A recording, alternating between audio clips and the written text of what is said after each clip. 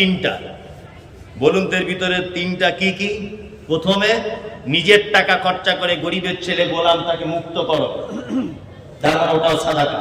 2, 60টা রোজা রাখো। 3, 60 জন মিসকিনকে খেতে দিতে হবে। তার মানে এই ভুলটার জরিমানা তিনটা, দুটো কিন্তু সাদাকা দিয়ে, দান দিয়ে, তাই না? তার মানে আপনাকে 3-4টে ভুলের কথা বললাম, এই ভুলের জরিমানা সব আল্লাহ এবং আল্লাহ নবী কি দিয়ে করেছেন? সাদাকা। এবার আপনাদেরকে মূল একটা কথা বলি। আচ্ছা বলুন তো, সাদাকা আর দান এক না আলাদা? বলুন, যা জানেন তাই বলুন, আমি তো মারবো না। বলুন, আপনি যা জানেন, আমি তো আপনাকে মারছি না। বলুন, সাদাকা আর দান এক না আলাদা? আলাদা। কে? আপনি হাত তুলুন, তুলুন। আলাদা? আচ্ছা, কারা কারা আলাদা বলছে? আরে আন্দাজি বলুন না, না হয় না হবে আলাদা, তাই তো? আসলে এগুলো তো আরবি না জানার কারণ। কি বললাম বুঝলেন না? আরবি না জানার কারণ। আল্লাহ, এই যার নাম লাউ তার নাম কদু। আরবিতে বলে সাদাকা, খেপা, আর বাংলাতে বলে দান। আমরা এখনো 95% মানুষ জানি না। 95%, আরো বেশি মানুষ জানি না। ওই জন্য একটা ছেলে পানিতে ডুবে যাচ্ছিল, কোন রকম করে তাকে সবাই মিলে বাঁচিয়েছে। অত ওর মা চাল ডাল, হাঁসের 4টে ডিম, পিয়াজ নিয়ে মসজিদের এক কোনায় রেখে এসে ইমাম সাহেব করে বেটি গিয়ে বলছে, আমার মা বলেছে সাদাকা ওই হোসেননগর হাফিজিয়া মাদ্রাসায় পৌঁছে দিতে বলবেন, মসজিদে লাগাবেন না। ইমাম সাহেব ভয় থরথর করে কাঁপছে, সাদাকা কিন্তু মসজিদে চলবে না। হ্যাঁ, আসলে সাদাকা যে কাকে বলে ও বুঝেই না। সাদাকা আরবি শব্দ, বাংলাতে দান। এবার একটা কথা বলি, এটা 2 প্রকার। কয় প্রকার? 2 প্রকার। এক হচ্ছে যাকাতুল ফিতর, এটা ফরজ। ফিতরাটা কি? ফরজ। এইটা আপনি মসজিদে লাগাতে পারবেন না। 2, বাৎসরিক যে যাকাত 2.5% আছে, এটা আপনি মসজিদে লাগাতে পারবেন না। বাকি থাকলো এবারে নফল বা সুন্নত সাদাকা, মসজিদে লাগান, মাদ্রাসায় লাগান, ঈদগাহে লাগান, যেখানে ইচ্ছা আপনি লাগান। গরিব অসহায়, মিসকিন, ফকির, এতিম, অসহায়, বিধবা তাদের জন্য কাজ করুন, কোনো সমস্যা নেই। কিন্তু যেটা ফরজ সাদাকা, ওর জন্য আবার আল্লাহ সূরা তাওবাতে নির্দিষ্ট করে দিয়েছে, এদের ছাড়া অন্য জনের পিছনে খরচা করা যাবে না। এবার আপনাকে বলছি দান কত গুরুত্ব। 3টে জরিমানার ভিতরে বেশিরভাগ দান, তাই তো? আর একটা গুরুত্বের কথা বলি। আচ্ছা, আমাদের পাড়া গ্রামে যখন লোক মারা যাবো ভাব, মানে নিঃশ্বাস যাচ্ছে আসছে, মানে এই চলে যাবে, তখন কি করে আমাদের পাড়া গ্রামের মানুষেরা? চারিদিকে বসে ওর বড় ছেলে কাঁদছে, আর ওই একটু ঠান্ডা বা উষ্ণ গরম পানি নিয়ে বাপের মুখে দিচ্ছে, আর বলছে আব্বা শেষ পানিটা তুমি খাও। ওর মেয়ে বাড়ি ছিল কোথায়? ভগবান বলায়। ও তাড়াতাড়ি করে গাড়ি ভাড়া করে এসেছে, তাড়াতাড়ি ফলের দোকান থেকে 2টো বেদানা নিয়ে ওর মাকে বলছে, মা এই বেদানা একটু তাড়াতাড়ি রস বার করে দে, আব্বার শেষ বেদানাটা খাইয়ে দিই রস। তো তোমার বাপ কি জীবনে বেদানা খায়নি? আর তখন তোমার বাপ বেদানা খেতে চাইছে, আর তখন ঠান্ডা পানি খেতে চাইছে তোমার আব্বা। তোমার আব্বা কি চাইছে এটাকে বোঝো, তবেই তো সেটা করবে। তোমার আব্বা তখন কি চাইছে? আল্লাহ নবী বললেন,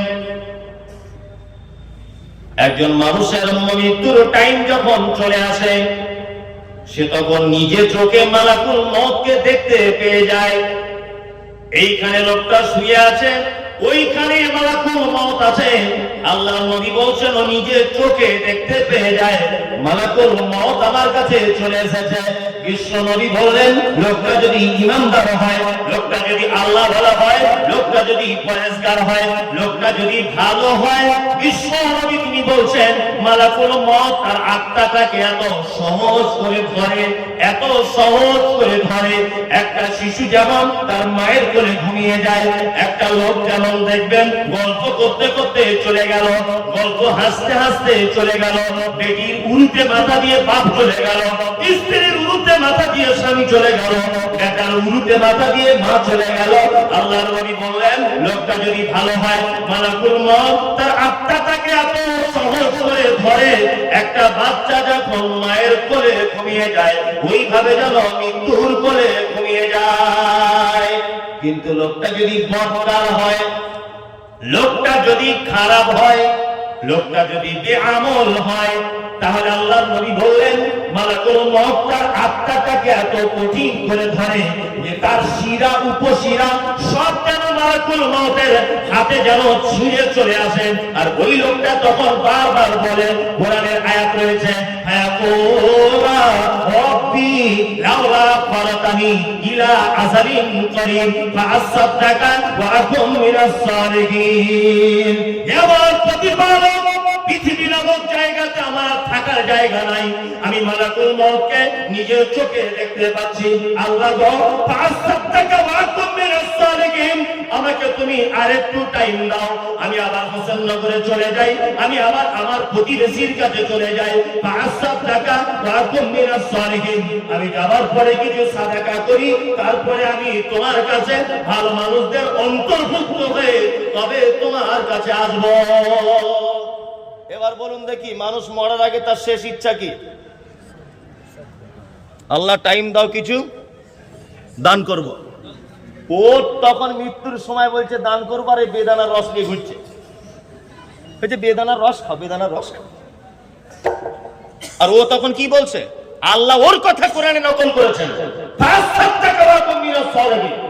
ও তখন বারবার বলতে চায় যে তাড়াতাড়ি করে আমার পক্ষ থেকে সাদাকা করো, আমার পক্ষ থেকে দান করো, আল্লাহ আমাকে টাইম দাও। সে নিজে টাইম চায়, আল্লাহ আমাকে সময় দাও, একটু সুস্থ করে দাও, আমি গিয়ে সাদাকা করি, তাড়াতাড়ি গিয়ে দান করি। এবার আপনাকে একটা মজার কথা বলি। আচ্ছা বলুন তো, পৃথিবীতে সব থেকে দামি আমলের নাম কি? দামি আমলের নাম কি? যে আমল ইচ্ছা করে না করলে মুসলিম থাকে না, আমলের নাম কি? সালাত, তাই না?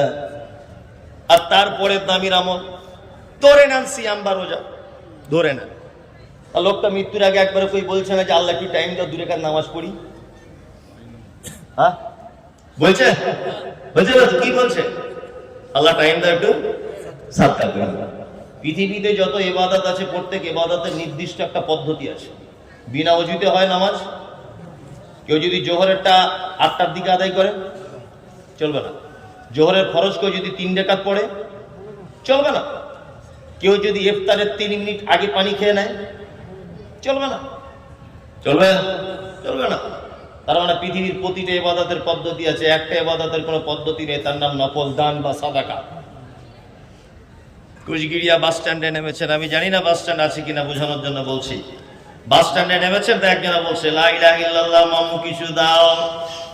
জিজ্ঞাসা করতে পাবে না হানাফি, সাফি, মালিকি, হতচাপড়ি, তবলিগ, হিন্দু, মুসলিম, তুমি খ্রিস্টান, কোন কাস্টে, কোন বর্ণে, নামাজ পড়ো, রোজা করো, জিজ্ঞাসা করার কোনো অপশন নাই। আল্লাহ রাসূল বলেছেন নিচের হাত খারাপ, উপরের হাত ভালো। পৃথিবীতে একটা ইবাদত আছে যে ইবাদতের কোনো পদ্ধতি নাই, তার নাম সাদাকা, নফল সাদাকা। কোনো পদ্ধতি নেই, কোন হাদিসে লেখা নেই যে 20 টাকার নোট দিতে হবে না তো কবুল হবে না। আছে? 1 টাকাও দিতে পারেন, 2 টাকাও দিতে পারেন, 2000 দিতে পারেন, আপনি ফেরতও দিতে পারেন, আপনার অপশনে রয়েছে। কি হয়েছে বুঝতে পারছেন? হ্যাঁ, ভিখারি ভিক্ষিক দেন তো? আপনাকে আমি চিনি না, আপনাকে আমি চিনি না। আপনি বাড়িতে বসে আছেন, তবুও ছেলে ভিখারি এসছে, কই গো লা ইলাহা ইল্লাল্লাহ, খালু কিছু দাও। তো ওর ছেলেকে বলছে গিয়ে বল, বল বাড়ি কেউ নাই, রাত্রি যা, বল বাড়ি কেউ নাই। ওই ছেলেটা তখন গিয়ে বলছে আমার মা নাই তো, অথচ ঘরে বসে আছে, ঘরে বসে আছে, বলছে গিয়ে বল বাড়ি কেউ নাই। আপনাকে আমি সাদাকা বা দানের গুরুত্ব বোঝাচ্ছি। এবার একটা ঘটনা বলবো। আপনার যদি ঈমান বলে যদি কিছু থাকে, তাহলে আপনার চোখ দিয়ে ঈমান কমজোর হয়ে হয়তো চোখ দিয়ে প্রমাণ হবে না। আর মোটামুটি ঈমান যাদের আছে, অন্তত গায়ের লোম দিয়েও প্রমাণ হবে, গায়ের লোম দিয়েও। কথা শুনলে লোম খারাপ হয়ে যাবে। আর যারা খুব নরম হৃদয়ের মানুষ, আল্লাহ নবীকে খুব ভালোবাসেন, তাদের চোখ দিয়ে প্রমাণ হবে।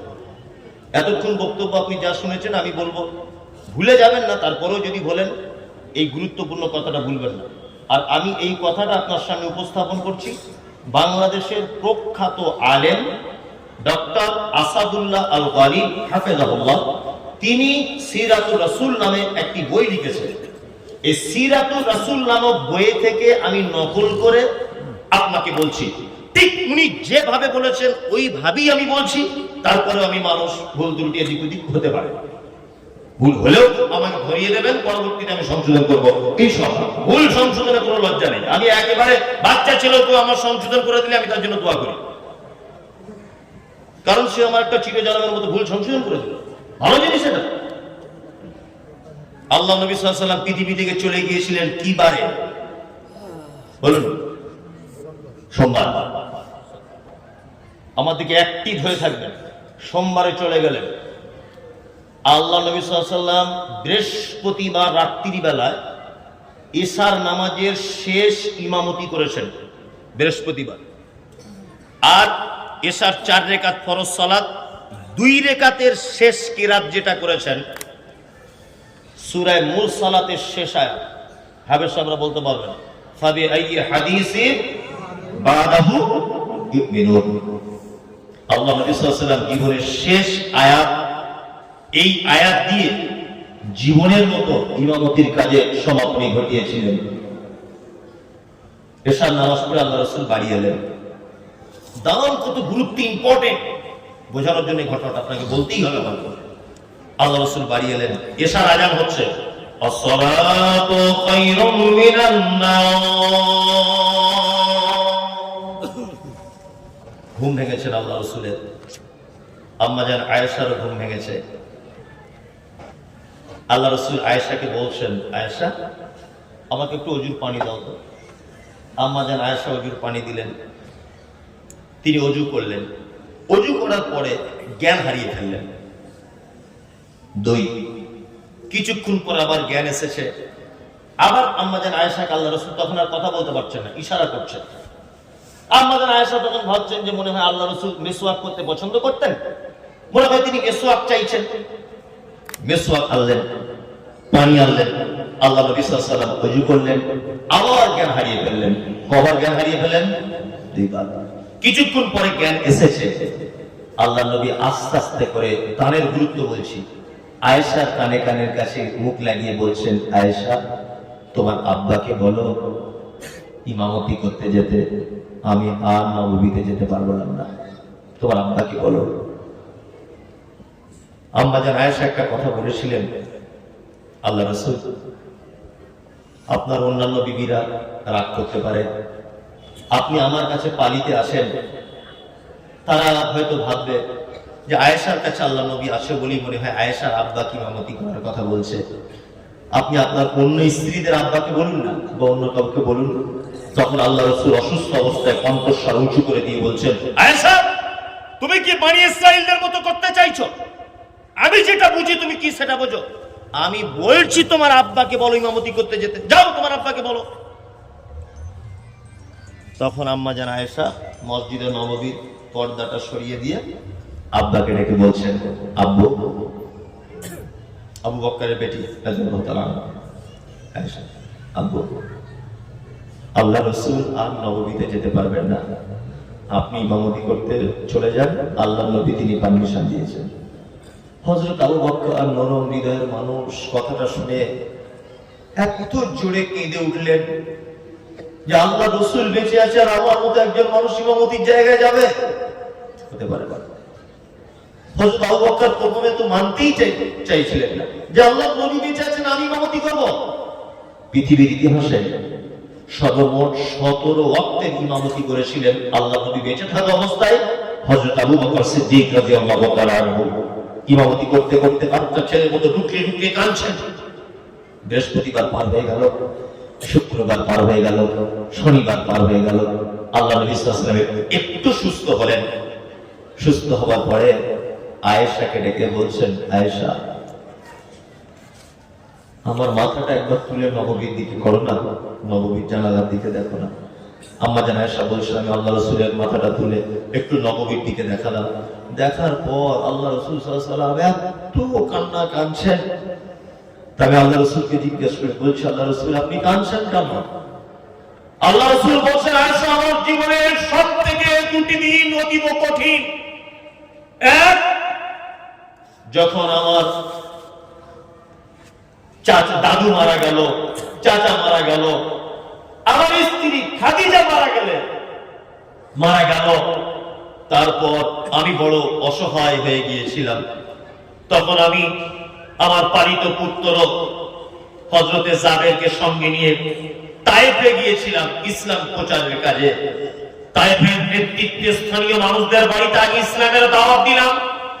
তায়েফের নিষ্ঠুর মানুষেরা তারা তো দাওয়াত কবুল করলো না। আয়েশা, তারা তাদের যুবক বাচ্চা ছেলেদেরকে লেলিয়ে দিয়ে আমাকে এত মারা মেরেছিল, আমি রক্তাক্ত অবস্থায়। সেই দিন যে নিজেকে এত একাকিত্ব মনে হয়েছিল, বিস্তারিত ঘটনা আমি আর বলছি না। খুব কঠিন দিন আয়েশা। উহুদের ময়দানে 1000 লোক নিয়ে আমি যাচ্ছিলাম। আব্দুল্লাহ বিন উবাই মুনাফিক রাস্তা থেকে 300 লোককে নিয়ে কেটে পড়েছিল। আমার কাছে ছিল অবশিষ্ট 700 জন সাহাবী। আল্লাহ নবী সাল্লাল্লাহু আলাইহি ওয়াসাল্লাম এই 700 জন সাহাবীর ভিতরে 3টে দলে বিভক্ত করেছিলেন। এক আনসার, 2 মুহাজির, 3 50 জনকে আল্লাহ নবী সাল্লাল্লাহু আলাইহি ওয়াসাল্লাম তীরন্দাজের দায়িত্ব দিয়েছিলেন, যারা তীর চালাতে পারে তাদেরকে একটা দোহাতে রেখে দিয়েছিলেন গিরিপথে। আর এই 50 জনের নেতা বানিয়েছিলেন আব্দুল্লাহ বিন জুবাইর রাদিয়াল্লাহু তাআলা আনহুকে। আল্লাহ নবী সাল্লাল্লাহু আলাইহি ওয়াসাল্লাম বলেছিলেন, আব্দুল্লাহ বিন জুবাইর শোনো, তোমরা যদি দেখো মুসলিমদের বিজয় এসেছে উহুদের ময়দানে, তবুও তোমরা কোনোদিন এই ঘাঁটি ছাড়বে না। আমি মুহাম্মদ সাল্লাল্লাহু আলাইহি ওয়াসাল্লাম যতক্ষণ না তোমাদের কাছে এসে না বলবো।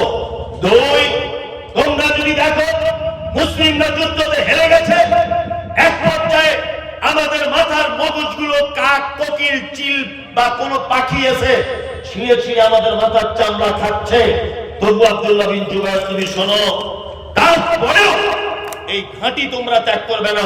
মুসলিমরা এক পর্যায়ে যুদ্ধের বীরত্ব দেখাতে গিয়ে বেঈমান মুশরিকরা যখন চলে গেল ময়দান ছেড়ে, তখন এই যে 50 জনকে আল্লাহর নবী একটা ঘাঁটিতে দাঁড় করিয়েছিলেন, এই 50 জনের ভিতরে ইখতিলাফ শুরু হয়ে গেল।